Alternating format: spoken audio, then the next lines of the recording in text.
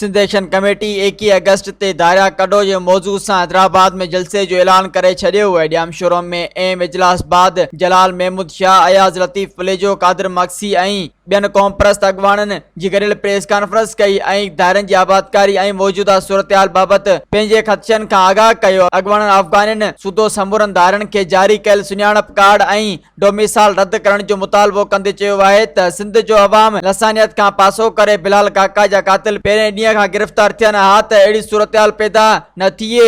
अॻवाननि चयो त समूरे मामले में पीपी ऐं सिंध सरकार खे रुॻो अफ़गाननि जी ॻणती आहे। सिंध वासी पुरअमन आहिनि पर दायरनि जो भार वधीक बर्दाश्त न कयो वेंदो। मज़ीद ख़बरनि ऐं तफ़सीलात लाइ विज़िट कयो असांजी वेबसाइट www.awamiNewsHD.com ऐं ॾिसंदा रहो अवामी न्यूज़ HD।